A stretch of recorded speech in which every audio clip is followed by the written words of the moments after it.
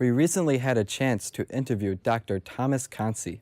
Dr. Consi is a biologist in the Mechanical Engineering Department of UWM's School of Freshwater Sciences. We talked with him about his work designing robots that explore the underwater world of Lake Michigan.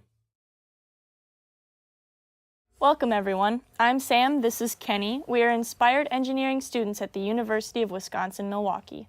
Our guest is a biologist and engineer with UWM's School of Freshwater Sciences. He designs and builds amphibious robots.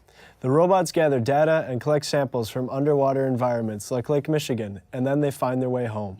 It does not get much cooler than that. We are very excited to have him here. Dr. Thomas Consi, welcome. Thank you very much for joining us. Well, thank you. It's great to be here. Tell us about LAMAR. What does it do, and how does it do it? Okay, LAMAR, well, that's an acronym. It stands for Lake Michigan Amphibious Robot. And it's designed to go in the surf zone, which is the region in the near shore where waves break. So it's a very violent region. There's soft substrate like sand or could even be mud that's moving around because of the action of waves and currents. So LAMAR is a stout vehicle. It weighs about 250 pounds. It runs on electric motors, which drive 6 wheels, sort of like a little all-terrain vehicle. And it can just plow in with sort of a brute force robot. It just plows into the surf zone and doesn't get pushed around too much. And it can move along a track. It uses GPS for navigation. And we could pre-program it to, say, do a lawnmower path, go out, come back, or any other path the scientist may want. And it could have sensors which could take measurements along that path, or at specific points, geographic points in the water, it could take samples, either water samples or samples of the bottom. How does LAMAR sense the world around it? And how are those sensors inspired by biological sensors? We're currently working on a set of sensors that will allow the vehicle to detect obstacles in its path. Right now it doesn't have that capability, and that's a very difficult engineering challenge because, well, we're underwater. So most of the obstacle avoidance sensors, as they call them in land robots, won't work. And even some of the marine sensors, like sonar, for instance, is a common obstacle avoidance or obstacle detection sensor. But we're in very shallow water that's full of bubbles from the breaking waves, and that all acts as reflectors, the surface, the bottom, so you can get a lot of spurious signals from sonar.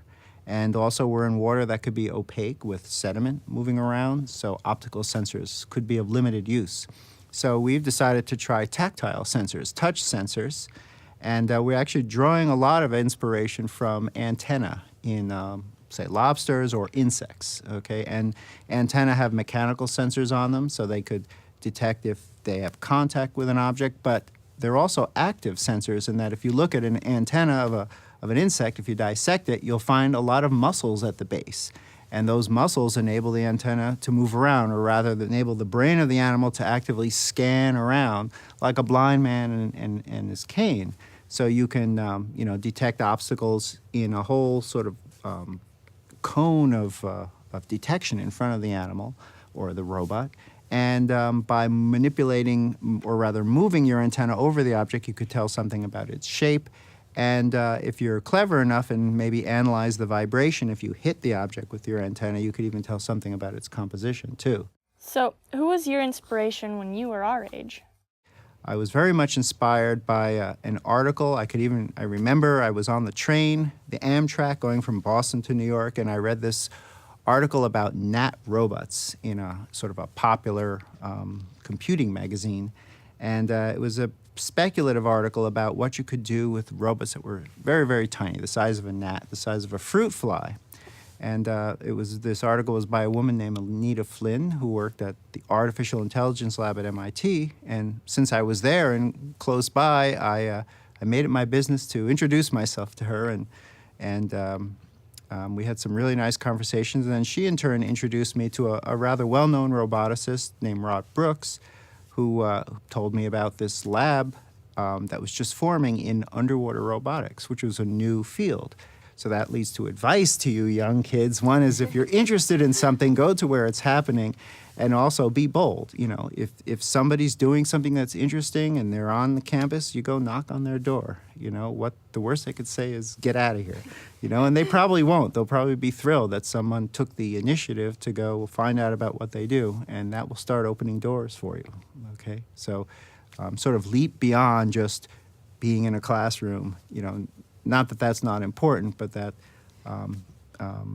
is one part of your career development. The other part is making connections and working with people who you find inspiring.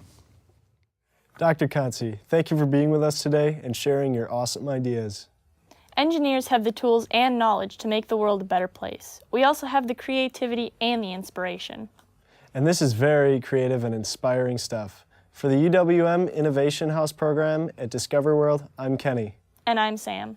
Good night.